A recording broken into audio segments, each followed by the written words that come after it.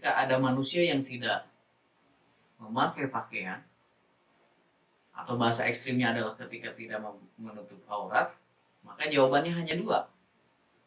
Bisa jadi orang itu adalah orang gila atau binatang. Bismillahirrahmanirrahim. Hari ini judulnya adalah kaitan dengan menutup aurat. Nanti secara kajian fikihnya seperti apa. Tetapi ketika saya bertanya kepada Bapak Ibu semua, ketika Bapak Ibu melihat di jalanan ada orang yang tidak memakai pakaian,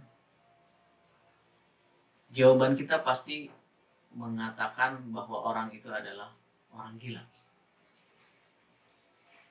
Atau misalkan bahasa lainnya adalah ketika ada manusia yang tidak memakai pakaian, atau bahasa ekstrimnya adalah ketika tidak menutup aurat, maka jawabannya hanya dua.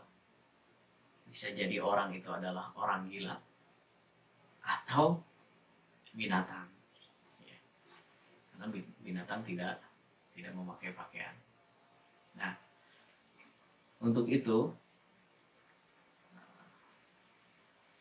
jemaah yang dimuliakan Allah Subhanahu wa taala, di kesempatan hari ini atau siang hari ini tema kita menutup aurat. Jadi kalau kita ketika berbicara apa sih pondasi bahwa kita sebagai seorang muslimah menutup aurat, sudah jelas.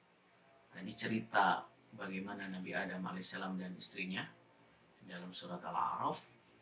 Kemudian secara logika saja kita akan mengatakan orang yang tidak memakai baju adalah orang gila. Tapi kenyataannya di keseharian kita tentu saja berbeda. Ada 5 daftar isi yang ingin saya sampaikan, mudah-mudahan nanti dipersingkat ya, karena durasi waktu kita juga terbatas ya. Kita mulai dari pengertian aurat. Bisa kita lihat oleh Bapak Ibu pengertian aurat. Ya,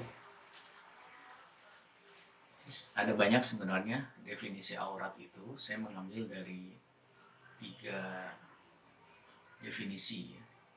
Yang pertama adalah Imam Syarbini mengatakan bahwa aurat ini bermakna al-nuqsan secara bahasa, artinya kekurangan, atau as-sayyi'u al-mustaqabihu, jadi sesuatu yang tercela, qabih, sesuatu yang jelek, sesuatu yang hina.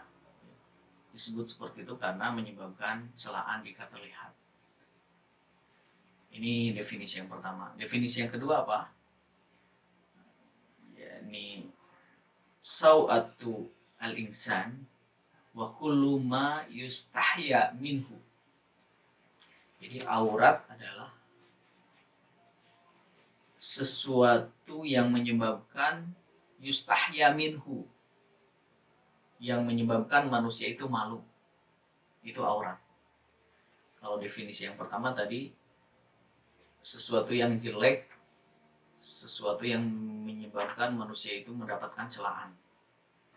Nah, definisi yang ketiga ini bisa kita lihat dalam Syarah Sunan Ibnu Majah, dikatakan bahwa kullu, aurat itu adalah kullu ma yastahyi minhu yasu'u sahibuhu in yura minhu.